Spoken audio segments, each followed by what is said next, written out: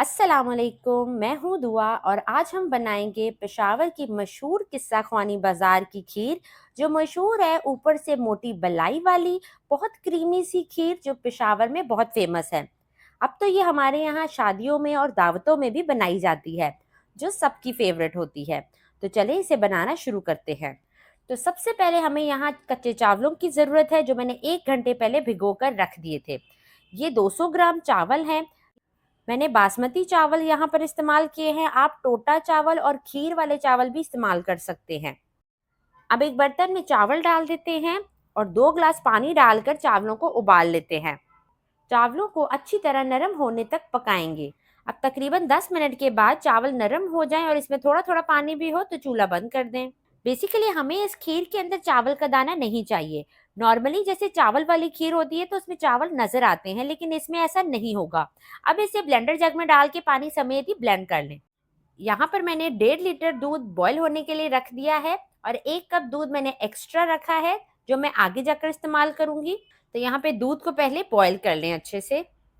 दूध हमारा यहाँ पे बॉईल हो चुका है, तो हमने जो चावलों का पेस्ट बनाया था वो इसमें शामिल कर देंगे।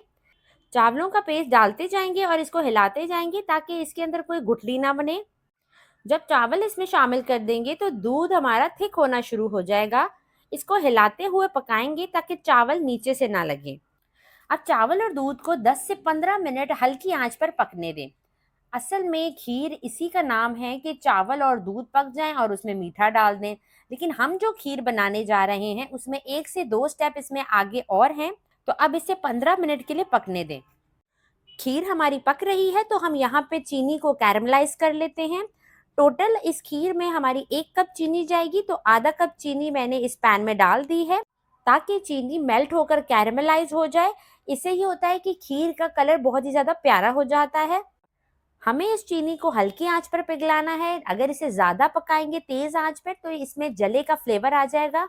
चीनी पे कलर गहरा हो चुका है, तो अब थोड़ा सा पानी डालेंगे आहिस्ता आहिस्ता, तो ये हार्ड हो जाएगी।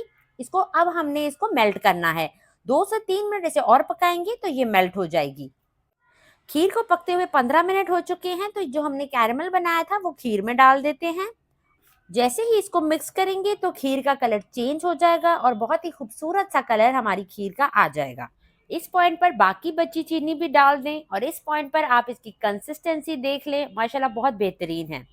चीनी डालकर इसे 2 से 3 मिनट तक पकाएं ताकि चीनी का दाना जो है वो खत्म हो जाए। अगर आपको लगता है कि मेरी इस मेहनत से बनाई गई वीडियो से आपको कुछ फायदा हुआ है तो मेरी वीडियो को लाइक करें और चैनल को सब्सक्राइब करें। अब अगला स्टेप कर लेते हैं। यहाँ पे मैंने 4 से 5 पापे लिए हैं, उनको तोड़ के ब्लेंडर जग में डाल दिया है और 1 कप दूध डाल देंगे जो मैंने एक्स्ट्रा रखा था और इसको ब्लेंड कर लेंगे। अब दूध और पापों का मिक्सचर जो है वो भी इस खीर में डाल देंगे। आप पापों की जगह इसमें ब्रेड भी ले सकते हैं, लेकिन पापे या केक रस अच्छे से पके हुए होते हैं तो उनका फ्लेवर इस खीर में पकने के बाद ऐसे आता है जैसे आपने खोया डाला हो। अब इसे 10 मिनट तक हल्की आंच पर पकने दें ताकि सारी चीजें इसमें अच्छे से पक जाएं और मिक्स हो जाएं। 10 मिनट के बाद चूल्हा बंद कर देते हैं। खीर हमारी बिल्कुल तैयार है। अब बादाम, खोपरा और किशमिश इसके ऊपर डाल दें। जो भी आपके पास ड्राई फ्रूट्स हैं वो आप इसमें डाल सकते हैं और इसे मिक्स कर लें। अब इसको आपको डिश आउट करके दिखाते हैं। माशाल्लाह से खीर हमारी तैयार है। आप इसकी कंसिस्टेंसी चेक करें। ये जैसे ही ठंडी होगी तो ये मजीद गाढ़ी होगी। तो अब इसे गार्निश कर लेते हैं। गार्निश करने के बाद इसे रूम टेम्परेचर पे आने दें और इसे 2 घंटे के लिए फ्रिज में रखेंगे ताकि ये सेट हो जाए। 2 घंटे के बाद हमारी खीर जो है वो सेट हो चुकी है। आप देख सकते हैं कितनी अच्छी सी इसके ऊपर बलाई की एक लेयर सी बन गई है। ये आप चेक करें। हमारी बहुत ही ज़्यादा मज़ेदार सी बजट फ्रेंडली खीर तैयार हो गई है। यकीन करें रिजल्ट्स जो हैं वो ज़्यादा अमेजिंग है। बहुत ही कमाल का इसका फ्लेवर होता है। बहुत ही यम्मी और क्रीमी सी ये खीर बनकर तैयार होती है। जब आप इसे मेहमानों को सर्व करेंगे तो इंशाल्लाह वो आपसे रेसिपी पूछेंगे। इस बार इस खीर को ईद दावत पर ज़रूर बनाएं और मुझे कमेंट सेक्शन में अपना फीडबैक दें। वीडियो पसंद आए तो उसे लाइक करें। इसी के साथ इजाज़त चाहती हूँ। अपना ढेर सारा ख्याल रखिएगा। दुआओं में याद रखिएगा। अल्लाह हाफ़िज़।